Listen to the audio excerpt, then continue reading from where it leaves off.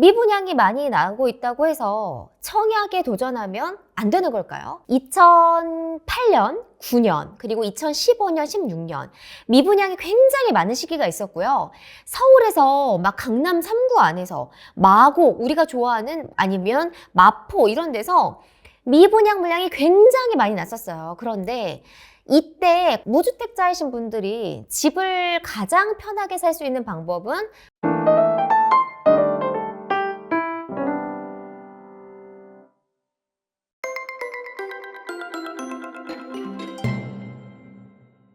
네, 여러분 안녕하세요. 부동산 미녀, 부미녀로 활동하고 있는 이현진입니다. 여러분, 날씨가 진짜 많이 추워졌죠. 그런데 부동산 시장도 정말 큰 한파가 불어 닥쳤습니다. 여러분이 너무 잘 아시는 것처럼 지금 부동산 시장 분위기가 정말 좋지 않아요. 특히 이제 매매 시장, 분양 시장 모두 꽝꽝 얼어붙어서 풀릴 기미를 보이지 않고 있는 모습인데요.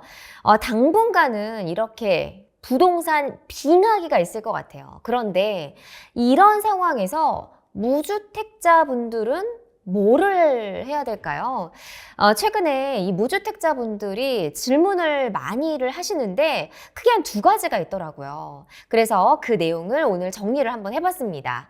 자, 무주택자분들이 언젠가, 지금은 부동산 시장이 안 좋기 때문에 언젠가 내 집을 마련하려고 하는데 그게 언제냐, 그리고 뭘 어떻게 해야 되냐, 이런 질문 여전히 많이 하시는데요. 크게 두 가지입니다. 청약과 일반 주택 매매, 이 두 가지가 있는데 오늘 이 두 가지를 풀어보도록 하겠습니다. 자, 첫 번째인데요. 청약이에요. 무주택자분들이 이제 청약을 거의 안 하십니다. 왜냐면 작년, 재작년에 막 청약이 광풍이 불 땐 열심히 하다가 청약시장 분위기가 안 좋고 막 미분양이 나기 시작하면서 안 하시는데요.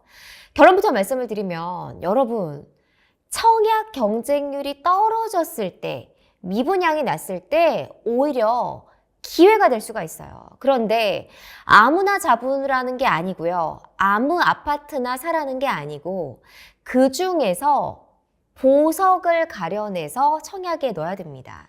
그래서 오히려 이럴 때가 청약 기회, 그리고 내 집 마련 기회가 될 수가 있습니다, 여러분. 그다음에 두 번째는 일반 아파트, 구축 아파트를 사는 방법인데요. 무주택자분들이 가장 많이 요즘에 질문하는 게 뭔지 아세요? 집값이요. 언제가 최저점일까요? 언제가 바닥이고 저는 가장 싸게 사고 싶어요. 가장 싼 가격이 얼마인가요? 이걸 물어보시는데요. 결론부터 말씀을 드릴게요. 이거는 무릎팍 도사가 와도 알기 어려워요. 많은 부동산 전문가들이 예측을 해도요, 개별 단지별로 최저점, 가장 싼 가격을 찾는 건 어렵습니다. 자, 그럼 어떻게 해야 되냐? 내가 기준을 정하는 거고요. 그리고 큰 흐름을 보세요.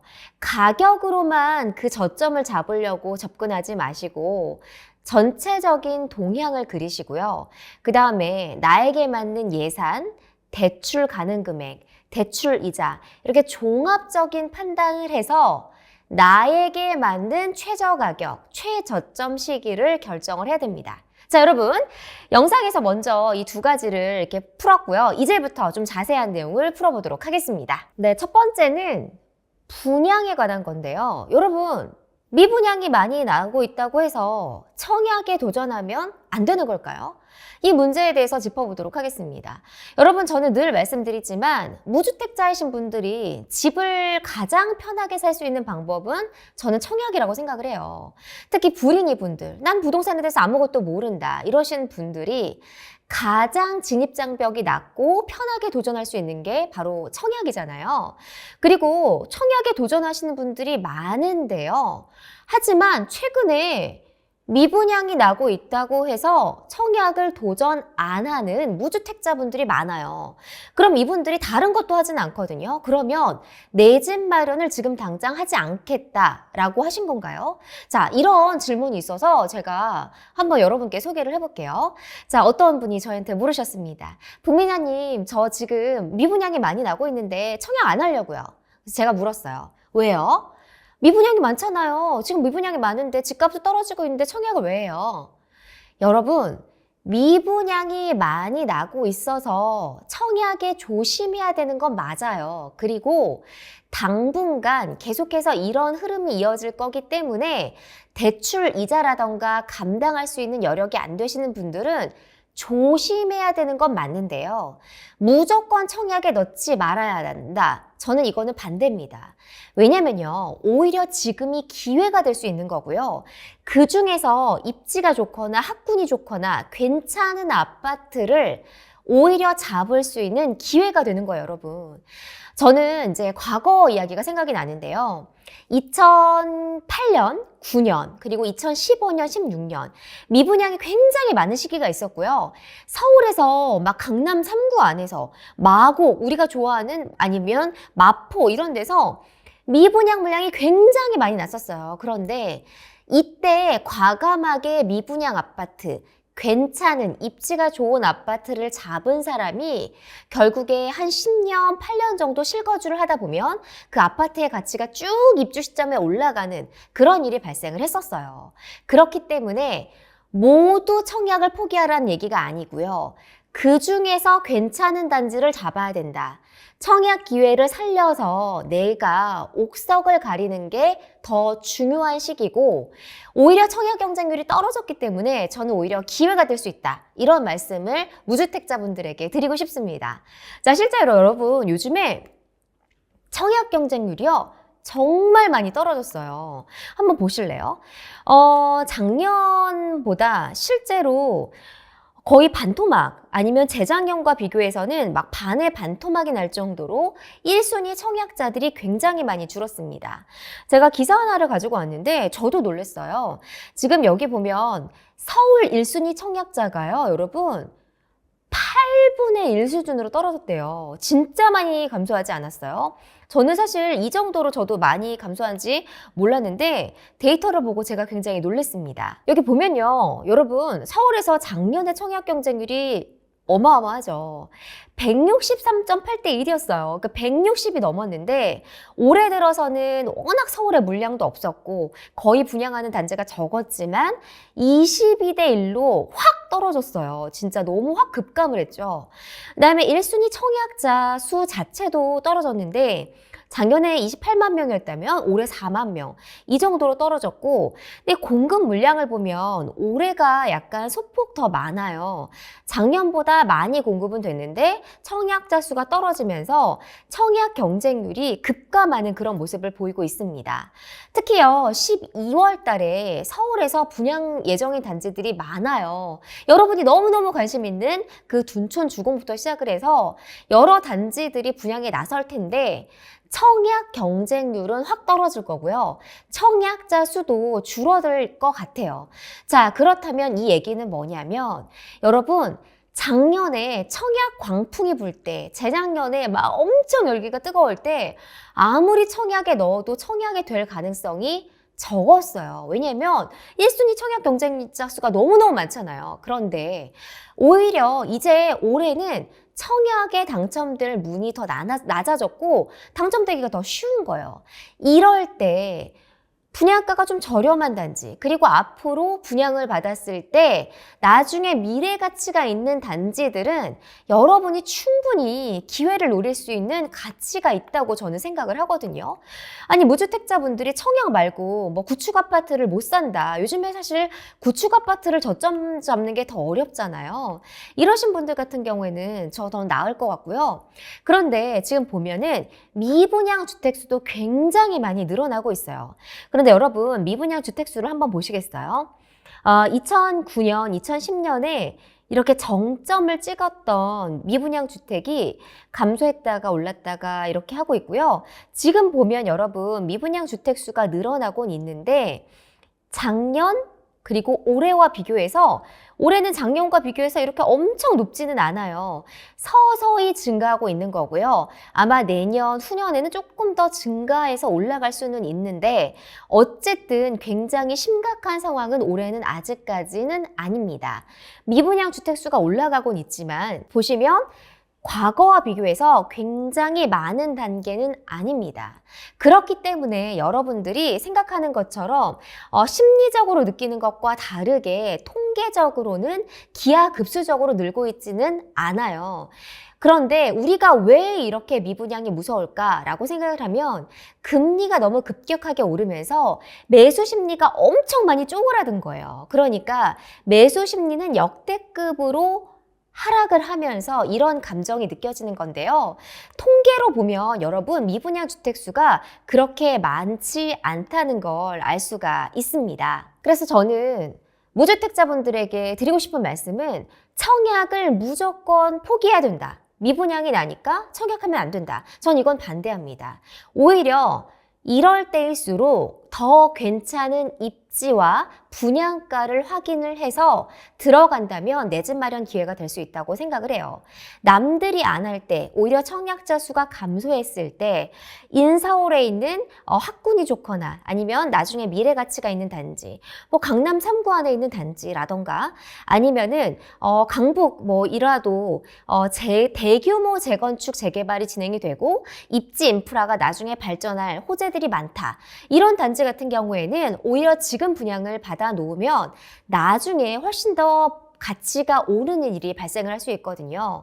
그래서 옥석 가리기를 분명히 해서 청약은 계속 도전하는 게 맞다라고 저는 무주택자분들에게 말씀을 드리고 싶습니다. 자, 두 번째 질문은요. 과연 집값이 언제 바닥일까요? 바닥을 잡을 때 최저점에 저는 집을 사려고 기다리고 있어요. 그런데 그게 언젠가요? 이런 질문을 너무 많이 하세요.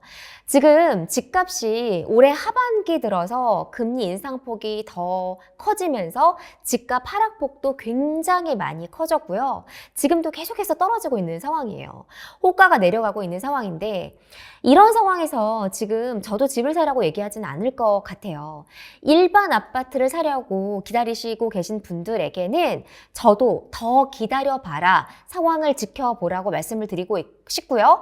서두를 필요가 전혀 없다라는 말에도 저도 동의를 합니다. 내년 상반기, 하반기를 보고 더 저점이 이어지는 구간을 보면서 판단해도 늦지 않아요. 왜냐하면 시중에는 최저가 매물들이 계속 나오고 있고 호가가 빠지고 있고 매매 가격이 하락폭이 더 커지고 있기 때문에 충분히 기다렸다가 판단을 해도 됩니다.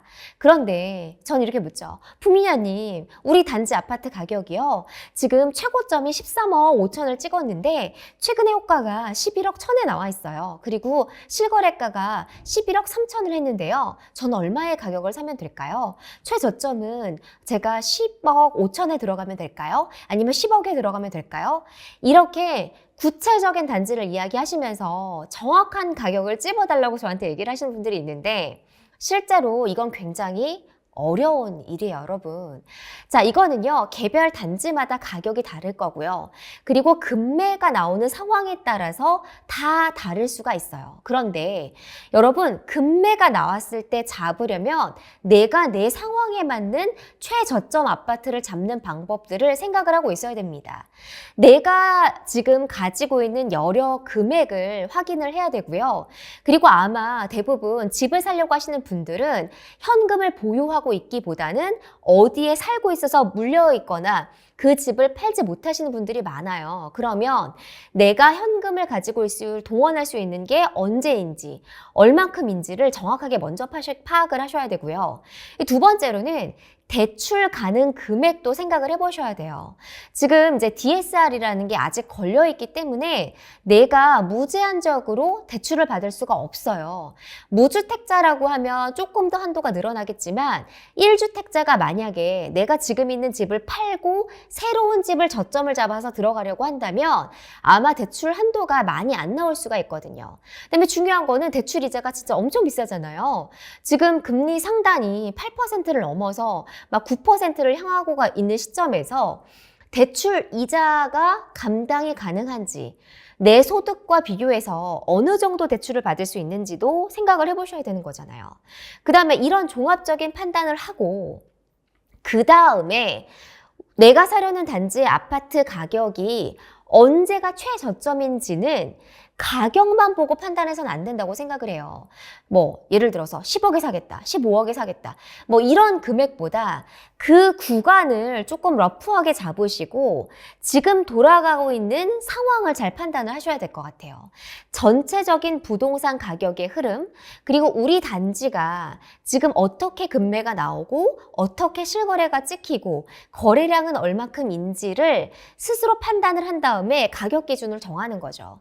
자, 그러면 나는 내년 상반기에 금리 인상이 멈추고 가격 낙폭이 좀 하락을 해서 내가 한 10억 5천, 뭐 아까 예를 들면 13억 5천의 최고가를 찍었던 가격이면 내가 10억 5천 정도의 금매가 나오면 이 정도 가격에는 내가 진입을 하겠다. 그리고 가는 금액은 요 정도 되겠다. 이렇게 판단을 해서 들어가셔야 돼요. 그러니까 무턱대고 그냥 최저점이 얼마일까요? 낙폭이 가장 크고 연중 최저점을 찍는 바닥인 건 언제일까요? 이렇게 막연하게 물어보신다고 하면 아마 그분은 최저점 바닥을 찾기가 어려울 겁니다. 구체적으로 내 자금과 대출 여력, 그리고 그 단지별로 금매가 나오는 상황과 시기가 다르기 때문에 내가 그걸 확인을 하고 그 저점을 잡을 수 있는 방향성, 내가 내 집을 마련할 수 있는 그 기준점을 설정을 하셔야 될 거예요. 자, 그래서 오늘은요, 여러분, 무주택자 분들이 부동산 하락장에서 내 집 마련을 하려고 하는데 지금 당장은 아니더라고 하더라도 언젠가 하겠다. 그러면 그 언젠가, 어느 금액, 언제가 중요하잖아요. 그거를 판단하는 시기를 본인이 아직 시간이 많거든요. 잘 생각하고 연구하고 또 여러 단지를 비교를 해보세요. 한 단지만 보는 게 아니고 두세 개 단지를 비교해 가면서 실거래가라던가 낙폭이 되는 기준점을 잘 잡으시길 바랍니다. 저는 무주택자분들이 지금 가장 많이 하는 질문과 또 가장 쉽게 접근할 수 있는 이 두 가지를 말씀을 드렸는데요. 첫 번째는 청약. 미분양이 난다고 해서 무조건 청약에 도전하지 말아야 된다는 아니다. 오히려 이때가 기회일 수가 있기 때문에 옥석 가리기를 잘 해서 지금 분양가가 좀 저렴하게 나왔고 청약 경쟁률이 떨어지고 있는 상황에서 나중에 내가 입주한 후에 아파트에 대한 가치가 있다라고 하면 청약에 도전을 하시는 게 전 맞다고 보고요. 그리고 특히 난 불인이에요, 아무것도 몰라요, 이런 분들은 그래도 청약이 가장 도전하기 쉬운 접근, 내 집 마련 방법이라는 걸 말씀을 드리고 싶습니다. 두 번째로는 구축 아파트를 가장 싸게 저렴하게 바닥을 찍어서 잡고 싶으신 분들은 그 단지의 가격에만 집중하는 게 아니라요.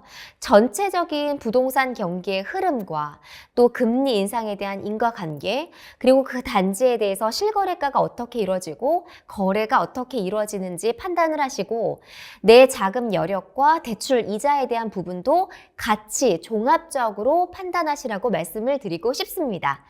여러분, 무주택자분들이요, 지금 시장이 안 좋아서 집을 사지 않는 거지 언젠가 내가 예를 들어서 뭐 5년 뒤, 10년 뒤 아니면 내가 가족의 변화에 따라서 아기를 낳으면 아니면 아기가 둘째가 태어나면 집을 사겠다. 이런 마음속에 어떤 희망 같은 건 다들 품고 계시는 것 같아요.